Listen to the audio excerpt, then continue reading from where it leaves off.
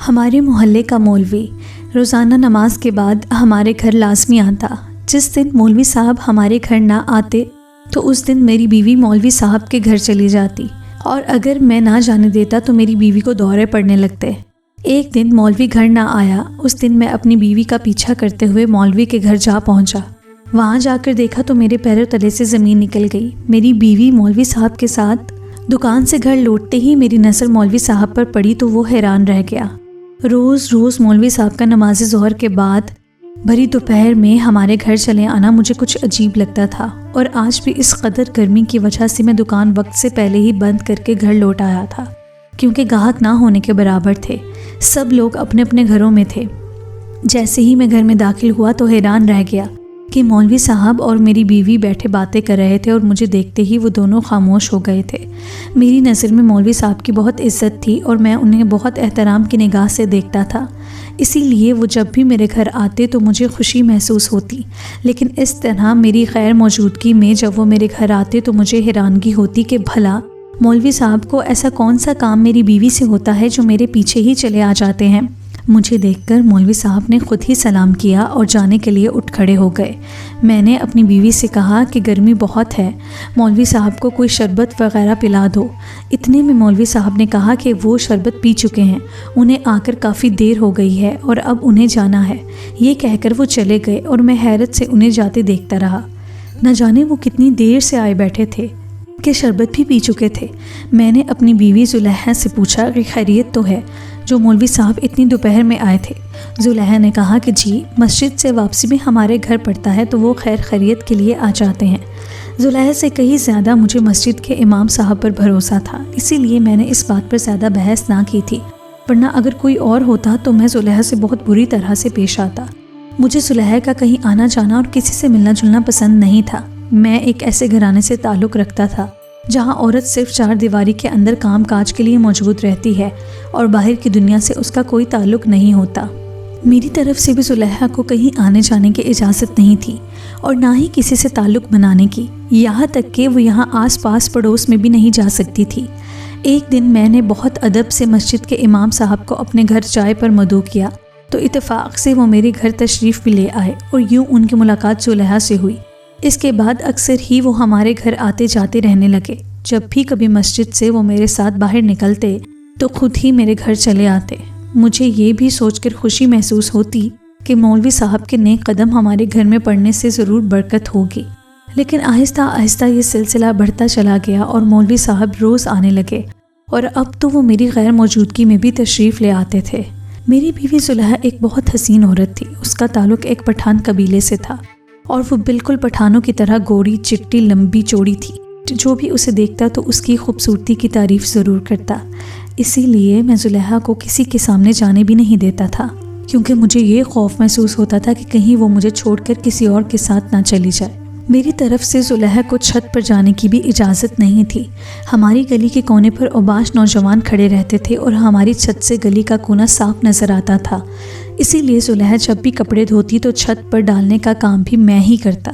لیکن مجھے کیا خبر تھی کہ میری یہ سختی کسی کام نہ آئے گی، بلکہ الٹا میرے لیے وبال جان بن جائے گی۔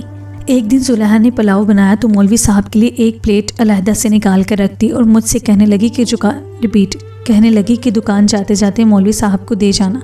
اتفاق سے دکان پر مال آ گیا اور اس مال لانے والے لڑکے کے فون پر فون آنے لگے تو میں نے زلیخا سے کہا کہ امام صاحب کے گھر آج تمہیں پلیٹ دے کر آ جاؤ، میرے پاس ابھی وقت نہیں ہے۔ یہ سن کر زلیخا نے خوشی خوشی حامی بھر لی اور میں دکان کے لیے نکل گیا۔ جب بھی گھر واپس پہنچتا تو زلیخا بہت خوش تھی۔ میں نے اس سے پوچھا کہ امام صاحب کو پلاؤ دے آئی ہو تو وہ کہنے لگی جی میں دے آئی ہوں، وہ لوگ تو بہت اچھے لوگ ہیں۔ کافی عرصے بعد میں نے زلیخا کے چہرے پر مسکراہٹ دیکھی تھی، ورنہ وہ ہمیشہ خاموش رہا کرتی تھی۔ اس دن کے بعد سے جب بھی کچھ بھی پکاتی تو وہ امام صاحب کے لیے علیحدہ کرتی تھی اور مجھ سے کہتی کہ میں خود دے آؤں۔ امام صاحب کی بیوی بہت اچھی عورت ہے، یہ سن کر میں کہتا کہ ٹھیک ہے چلی جاؤ۔ اب اکثر ہی زلیخا امام صاحب کے گھر چلی جاتی یا پھر امام صاحب ہمارے گھر آ جاتے۔ ایک دن میں نے زلیخا کو امام صاحب کے گھر جانے کے لیے منع کر دیا تو اسے اچانک دورہ پڑنے لگا۔ میں کھانا کھانے بیٹھا ہی تھا کہ باورچی خانے سے زلیخا کی گھٹی گھٹی سسکیوں کی آواز آنے لگی، اور جب میں نے جا کر دیکھا تو وہ رو رہی تھی اور اس کے بعد وہ مستقل روتے ہی جا رہی تھی۔ یہاں تک کہ میرے لیے اسے سنبھالنا مشکل ہو گیا۔ میں نے پریشان ہو کر امام صاحب کو بلایا تو امام صاحب نے مجھے کمرے سے باہر جانے کو کہا اور کچھ دیر اس کے ساتھ وقت گزارا، اور اس کے بعد جاتے جاتے مجھے کہا کہ زلیخا اب ٹھیک ہے، تم فکر نہ کرو۔ جب میں کمرے میں گیا تو زلیخا پرسکون سی بیٹھی تھی۔ میں حیران تھا کہ امام صاحب نے ایسا کیا کیا ہے جو زلیخا بالکل ٹھیک ہو گئی ہے، جبکہ میں پچھلے 1 گھنٹے سے اسے چپ کروانے کی کوشش کر رہا تھا، لیکن وہ تو ایک ساتھ زور زور سے روتی جا رہی تھی۔ میں نے زلیخا سے کچھ پوچھنا چاہا لیکن پھر بھی کچھ سوچ کر خاموش ہو گیا۔ 2-3 دن امام صاحب باقاعدگی سے ہمارے گھر آتے رہے، اور پھر جب ایک دن امام صاحب نہ آئے اور زلیخا کھانا لے کر ان کے گھر جانے لگی تو میں نے دوبارہ سے انکار کر دیا۔ میں دیکھنا چاہتا تھا کہ زلیخا کا رد عمل کیا ہوگا، اور میری امید کے مطابق اسے دوبارہ سے وہی رونے کا دورہ پڑ گیا۔ وہ پھر سے سسک سسک کر رو رہی تھی۔ میرے لاکھ چپ کروانے کے باوجود بھی وہ چپ نہیں ہو رہی تھی۔ میں نے غصے میں اس کے چہرے پر ایک تھپڑ مار دیا، لیکن وہ پھر بھی چپ نہیں تھی، بلکہ اس کے رونے میں تو شدت آ گئی تھی۔ میں تنگ آ کر آخر میں دوبارہ امام صاحب کو بلایا۔ امام صاحب ایک بار پھر زلیخا کے ساتھ کمرے میں تھے، اور میں کمرے سے باہر ٹہل رہا تھا۔ نہ جانے کیا چکر چل رہا تھا جس سے میں بالکل انجان تھا۔ امام صاحب جا چکے تھے اور میں زلیخا کو شک بھری نظروں سے دیکھ رہا تھا۔ ان دونوں کے درمیان جو چل رہا تھا وہ مجھے سمجھ آ رہا تھا، لیکن میں امام صاحب جیسی شخصیت پر بغیر ثبوت کو الزام نہیں دھر سکتا تھا، کیونکہ محلے میں امام صاحب کا ایک مقام تھا، ہر کوئی ان کا عقیدت مند تھا۔ 2-4 دن بعد پھر مجھے کسی کام سے جانا پڑ گیا تو میں نے دیکھا کہ زلیخا مولوی صاحب کے گھر کی طرف جا رہی ہے۔ میرے دل میں زلیخا کے لیے شک آ چکا تھا، بلکہ مجھے اچھے سے یقین تھا کہ وہ اور مولوی صاحب مل کر میرے ساتھ دھوکہ کر رہے ہیں۔ میں نے خاموشی سے زلیخا کا پیچھا کرنا شروع کر دیا، اور جب وہ مولوی صاحب کے گھر میں داخل ہوئی تو میں بھی ادھر ادھر دیکھنے کے بعد ان کے گھر کی چھوٹی سی دیوار پھلانگ کر اندر داخل ہو گیا۔ وہ دونوں ایک چھوٹے سے کمرے میں موجود تھے۔ میں کمرے کی کھڑکی سے جھانک کر اندر کا منظر دیکھ رہا تھا، اور یہ دیکھ کر میرے قدموں تلے سے زمین نکل گئی کہ زلیخا تو امام صاحب کے ساتھ وہ سب باتیں کر رہی تھی جن کا میں تصور بھی نہیں کر سکتا تھا۔ زلیخا کے الفاظ میرے لیے ایسے تھے جیسے کسی نے میرے کانوں میں پگھلا ہوا سیسا ڈال دیا ہو۔ زلیخا میری عزت کو تار تار کر چکی تھی۔ مجھے ایسا محسوس ہو رہا تھا کہ جیسے میں کسی کو منہ دکھانے کے لائق بھی نہیں رہا۔ میری اور زلیخا کی شادی آج سے 8 سال قبل ہوئی تھی۔ میں زلیخا کے ابا کی دکان پر کام کرتا تھا۔ زلیخا اکثر ہی دوپہر کا کھانا لے کر دکان پر آتی تھی۔ میں جب بھی زلیخا کو دیکھتا تو میرا دل دھڑکنا بھول جاتا۔ سرخ و سفید رنگت کی مالک زلیخا جب شدید گرمی میں کھانے کا ڈبہ اٹھائے دکان تک آتی تو اس کا پورا وجود پسینے میں شرابور ہو جاتا۔ زلیخا بھی جوانی میں قدم رکھ رہی تھی، اسی لیے وہ اپنی دوسری قبیلے کی عورتوں کی طرح پردہ نہیں کرتی تھی، لیکن اس کا حسن تو ابھی بھی قیامت خیز تھا۔ میری نظر جب بھی اس پر پڑتی تو پلک جھپکنا تک میں بھول جاتا تھا۔ کمر کے نیچے تک لہراتی اس کی لمبی چٹیا اور نیلی نیلی آنکھیں مجھے پوری رات سونے نہ دیتی تھیں۔ وہ ہر وقت میری آنکھوں میں سمائی رہتی اور مجھے کسی پل چین نہ آتا، لیکن میں جانتا تھا کہ زلیخا میرے ایک خواب ہے جسے میں کبھی حاصل نہیں کر پاؤں گا۔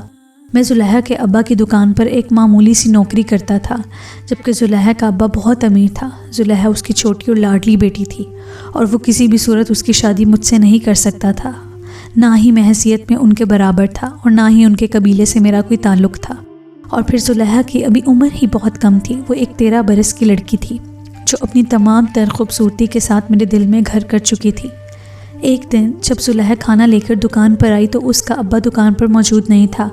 وہ جیسے ہی کھانا رکھ کر واپس جانے کے لیے پلٹی تو میں نے اسے آواز دیکھ کر روک لیا۔ اپنی گول گول آنکھیں مٹکاتی زلیخا مجھے دیکھنے لگی۔ میں نے بہت ہمت جمع کر کے اس سے کہا کہ میں اس سے بات کرنا چاہتا ہوں، تو زلیخا وہیں پاس پڑے اسٹول پر بیٹھ گئی۔ زلیخا کو اپنے ساتھ بیٹھا دیکھ کر اپنے جذبات کو قابو کرنا میرے لیے بہت مشکل ہو رہا تھا۔ وہ کسی تازہ کلی کی مانند کھلی ہوئی تھی اور مجھے اپنا آپ بھنور سا لگنے لگا تھا۔ میری نظر اس کا طواف کر رہی تھی۔ ہلکے گلابی رنگ میں وہ بہت کھل رہی تھی۔ پسینے کی وجہ سے اس کا لباس کہیں کہیں سے اس کے جسم پر چپک گیا تھا۔ میری نظریں پوری طرح اس کے وجود پر جمی تھیں۔ زلیخا نے کہا، کہیں آپ نے مجھے کیوں روکا؟ تو مجھے کچھ ہوش آیا کہ مجھے اس سے بات کرنی ہے۔ میں نے زلیخا سے کہا کہ میں پہلی ہی نظر میں اس کے حسن کا دیوانہ ہو چکا ہوں۔ میں آنکھیں بند کرتا ہوں تو مجھے اس کا ہی چہرہ نظر آتا ہے۔ یہ سن کر زلیخا ہنستے ہوئے کہنے لگی کہ یہ جملے تو اس نے آج تک بہت دفعہ سنے ہیں۔ زلیخا کی بات سن کر میں حیران رہ گیا کہ کوئی اور بھی ہے جو اس کی محبت میں گرفتار ہے۔ میں نے آگے بڑھ کر زلیخا کا ہاتھ پکڑ لیا اور کہا کہ جتنی محبت میں تم سے کرتا ہوں شاید ہی کوئی اتنی محبت تمہیں دے پائے گا۔ اس کے نرم نرم ہاتھوں کے لمس سے میرے اندر جذبات کا ایک طوفان برپا ہو گیا۔ زلیخا نے گھبرا کر جلدی سے اپنا ہاتھ میرے ہاتھ سے چھڑوا لیا اور کہنے لگی کہ اگر ابا آ گیا تو تمہیں ابھی اسی وقت گولی مار دی جائے گی۔ میں نے اسے کہا کہ میں تم سے اتنی محبت کرتا ہوں کہ میرے لیے تمہاری محبت میں مرنا بھی اب کوئی بڑی بات نہیں رہی۔ میری بات سن کر تو وہ حیرت سے مجھے دیکھنے لگی اور پھر جانے کے لیے اٹھ کھڑی ہوئی تو میں نے اسے آواز دے کر کہا کہ میں تمہارے جواب کا منتظر رہوں گا۔ اگلے دن بھی زلیخا جب کھانا لے کر دکان پر آئی تو اس کا ابا موجود نہیں تھا۔ وہ ایک دوسرے علاقے میں نئی دکان کھول رہا تھا اور وہ زیادہ تر اسی سلسلے میں مصروف تھا کیونکہ میں زلیخا کے ابا کے پاس بہت پرانا ملازم تھا، اسی لیے وہ میرے بھروسے دکان چھوڑ کر چلے جاتے تھے۔ لیکن وہ اس بات سے بے خبر تھے کہ میری نظر اس کی دکان پر نہیں بلکہ اس کی بیٹی پر ہے۔ زلیخا کھانا رکھ کر پلٹی تو مجھے دیکھ کر مسکرانے لگی۔ اس کی مسکراہٹ نے مجھے مزید حوصلہ دیا اور میں نے اسے بیٹھنے کا اشارہ کیا اور وہ فوراً ہی میرے سامنے بیٹھ گئی۔ وہ ابھی جس عمر میں تھی اس عمر کی لڑکیوں کے لیے اپنی تعریفیں سننا اور ایک مرد کو اپنے لیے بے چین دیکھنا ایک خوبصورت احساس تھا، اور جوانی کی دہلیز پھلانگتی زلیخا بھی اس وقت میرے جملوں سے اسی عمل سے گزر رہی تھی اور میں اس کے چہرے پر آنے والے تاثرات دیکھ کر اس کے دل کا حال جان گیا تھا۔ میں نے اپنے جملوں کے ذریعے اس کے دل میں اپنی جگہ بنانا شروع کر دی۔ میں اس کے حسن میں قصیدے پڑھتا اور وہ بیٹھ کر سنتی رہتی۔ بہانے سے میں اکثر اس کا ہاتھ پکڑ لیتا۔ پہلے تو وہ ہاتھ چھڑوا لیا کرتی تھی لیکن اب وہ ہاتھ چھڑوانے کے بجائے شرما جاتی۔ جس وقت زلیخا کھانا لے کر آتی اس وقت گاہک نہ ہونے کے برابر ہوتے۔ زلیخا کی مسکراہٹ اور شرماہٹ نے مجھے اتنا حوصلہ دیا تھا کہ اب میں بہانے سے اپنے جذبات کو تسکین پہنچانے لگتا۔ شروع میں تو زلیخا کچھ گھبراتی تھی لیکن میں نے اسے اپنی محبت پر اتنا اعتبار دلوا دیا تھا کہ آہستہ آہستہ وہ بھی مجھ پر اپنے جذبات عیاں کرنے لگی۔ اسے بھی مجھ سے محبت ہو گئی تھی۔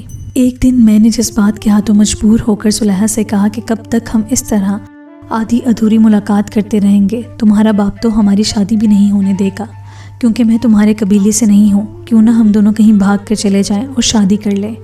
یہ سن کر زلیخا کی جان ہی نکل گئی اور کہنے لگی کہ ابا مجھے گولی مار دے گا۔ میں نے اسے یقین دلایا کہ تیرے ابا کو کچھ نہیں پتہ چلے گا، میں تجھے لے کر کسی دوسرے شہر چلا جاؤں گا اور ہم دونوں ایک ساتھ زندگی گزاریں گے۔ میں ایک لاوارث بچہ تھا جسے زلیخا کے ابا نے سہارا دیا تھا، لیکن اب میں اپنی ایک نئی زندگی شروع کرنا چاہتا تھا۔ کئی دن تک میں یہ بات زلیخا کے ذہن میں ڈالتا رہا اور اپنے جذبات اسے بتاتا رہا، اور پھر ایک دن ایسا آیا کہ جب زلیخا بھی اپنے جذبات کے ہاتھوں مجبور ہو کر میری بات مان گئی۔ وہ کم عمر تھی اور میرے لیے اسے بہکانا بہت آسان تھا، اور ایسی ہی ایک دوپہر ہم دونوں سب کچھ چھوڑ چھاڑ کر بھاگ گئے۔ زلیخا صرف 14 سال کی تھی جبکہ میں ایک 22 سال کا مرد تھا۔ اس نئے شہر میں آ کر میں نے اپنی جمع شدہ رقم سے ایک چھوٹی سی دکان کرائے پر لے لی اور ایک گھر بھی کرائے پر لے لیا۔ میں نے زلیخا کے ساتھ نکاح کر لیا تھا اور اب ہم دونوں ایک ازدواجی رشتے میں منسلک ہو گئے تھے، لیکن جیسے جیسے دن گزر رہے تھے زلیخا کی جوانی اپنے جوبن پر آنے لگی۔ اس کا بھرپور سراپا دیکھ کر کوئی اندھا ہی اسے اندیکھا کرتا۔ آہستہ آہستہ زلیخا کو لے کر میں بہت زیادہ حساس ہوتا جا رہا تھا۔ مجھے ہر پل یہی فکر ستاتی تھی کہ جس طرح میں نے اسے محبت کے جال میں پھنسا کر شادی کر لی ہے، کہیں کوئی اور اس طرح زلیخا کو مجھ سے دور نہ کر دے۔ کبھی کبھی میرے دل میں یہ خیال آتا کہ جس طرح میرے کہنے پر اور اپنے جذبات کے ہاتھوں مجبور ہو کر وہ اپنے سگے ماں باپ کو دھوکہ دے کر میرے ساتھ چلی آئی ہے، کہیں اسی طرح وہ مجھے بھی چھوڑ کر نہ چلی جائے، کیونکہ اگر وہ اپنے ماں باپ کو دھوکہ دے سکتی ہے تو مجھے بھی دھوکہ دے سکتی ہے۔ اس سوچ نے مجھے اس قدر شکی اور وہمی بنا دیا کہ میں نے زلیخا کا گھر سے نکلنا بند کر دیا تھا۔ اس کی چھت پر جانے پر پابندی لگا دی تھی۔ کبھی کبھی وہ مجھے پڑوسیوں سے ملنے جلنے کا کہتی تو میں صاف منع کر دیتا تھا۔ ایک دن جب وہ مجھ سے کہنے لگی کہ وہ دوپہر کا کھانا دینے کے لیے دکان آ جایا کرے گی تاکہ مجھے دکان چھوڑ کر گھر نہ آنا پڑے، تو یہ سنتے ہی میں نے زلیخا سے کہا کہ کوئی ضرورت نہیں، وہ دکان پر آنے کی، وہاں اور بھی لڑکے کام کرتے ہیں۔ میری بات سن کر زلیخا نے حیرت سے میری طرف دیکھا۔ اس دن اسے اندازہ ہو گیا کہ میری سوچ کیا ہے۔ اس دن کے بعد سے زلیخا کا رویہ میرے ساتھ تبدیل ہو گیا۔ پہلے ہی وہ گھر میں رہ رہ کر پریشان ہو چکی تھی اور اب تو اس کا دل بھی مجھ سے بدظن ہو چکا تھا۔ وہ جان گئی تھی کہ میں اس کے کردار پر شک کرتا ہوں، اسی لیے اس پر اتنی سختی کرتا ہوں۔ ستم یہ ہوا کہ شادی کے 8 سال کے عرصے میں بھی وہ ماں نہ بن سکی، اور پھر علاج کروانے پر پتہ چلا کہ میں باپ بننے کی صلاحیت سے محروم ہوں۔ یہ خبر سننے کے بعد تو میں زلیخا کو لے کر اور بھی شکی ہو گیا کہ کہیں اس وجہ سے وہ کسی اور کے ساتھ کوئی تعلق نہ قائم کر لے۔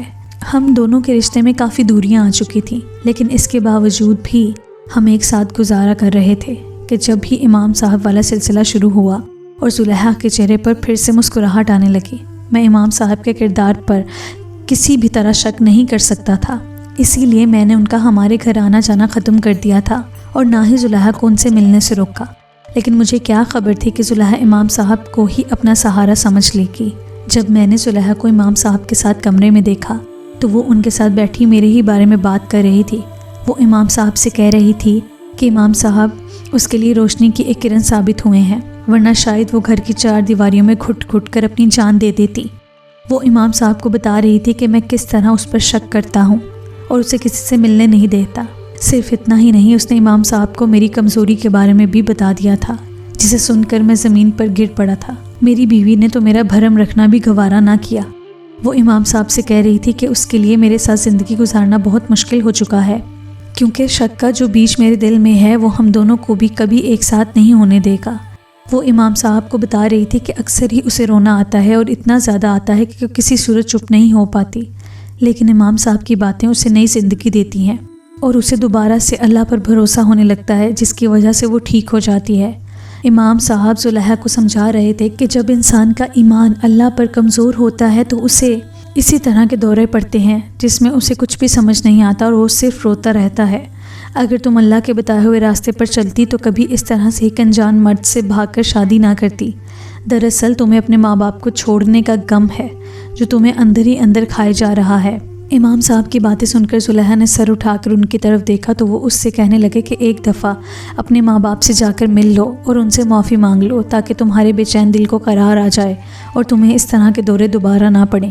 امام صاحب زلیخا سے بھی کہہ رہے تھے کہ مجھ سے اس بارے میں بات کرے اور جلدی سب کچھ ٹھیک ہو جائے گا۔ امام صاحب کی بیوی زلیخا کے لیے شربت بنا کر لائی تھی اور وہ تینوں ساتھ بیٹھے شربت پینے لگے۔ میں جس طرح سے امام صاحب کے گھر میں داخل ہوا تھا اسی طرح واپس لوٹ گیا۔ میرے شک اور وہم نے زلیخا کو اس حال تک پہنچا دیا تھا کہ اسے اپنے دل کی بات بیان کرنے کے لیے ایک سہارے کی ضرورت پیش آ گئی اور اس نے امام صاحب کو اپنا سہارا بنا لیا۔ امام صاحب واقعی ہی ایک نیک بندے تھے جو اسے سیدھا راستہ دکھا رہے تھے۔ اگر کوئی اور شخص ہوتا تو شاید زلیخا کی ذہنی حالت کا بخوبی فائدہ اٹھا لیتا۔ میں امام صاحب کو کیا سمجھ رہا تھا اور وہ کیا نکلے؟ وہ تو میرے محسن تھے جو زلیخا کو صحیح بات سمجھا رہے تھے۔ میں گھر واپس آ کر سوٹ کیس میں سامان باندھنے لگا۔ تھوڑی ہی دیر میں زلیخا گھر واپس آئی تو مجھے سامان پیک کرتا دیکھ کر پوچھنے لگی کہ آپ کہاں جا رہے ہیں؟ میں نے زلیخا سے کہا کہ میں نہیں، ہم جا رہے ہیں، ہم واپس اسی شہر جا رہے ہیں جہاں سے تمہیں لے کر آیا تھا۔ ہم تمہارے باپ سے معافی مانگ لیں گے، مجھے یقین ہے کہ وہ ہم دونوں کو قبول کر لیں گے۔ میری بات سن کر زلیخا حیران رہ گئی۔ میری نظر میں یہی ایک راستہ تھا جس سے میں اپنے زلیخا کے درمیان دوبارہ سے ایک رشتہ قائم کر سکتا تھا، اور میرے دل میں جو شک کے کانٹے بچھ گئے تھے وہ بھی اسی طرح ختم ہو سکتے تھے۔ واپسی کا سفر مشکل ضرور تھا لیکن ناممکن نہیں تھا۔ عرصے بعد میں زلیخا کے چہرے پر رونق دیکھ رہا تھا۔ شاید قدرت نے ہمیں اسی لیے ماں باپ بننے سے محروم رکھا تھا، کیونکہ ہم نے زلیخا کی ماں باپ کا دل دکھایا تھا۔ آہستہ آہستہ ہی صحیح، لیکن مجھے یقین تھا کہ ایک دن سب کچھ بہتر ہو جائے گا۔ تو دوستو، یہ تھی آج کی کہانی۔ اگر آپ کو کہانی پسند آئی ہے تو اس چینل کو سبسکرائب کیجیے اور اس ویڈیو کو لائک کیجیے۔ بہت شکریہ۔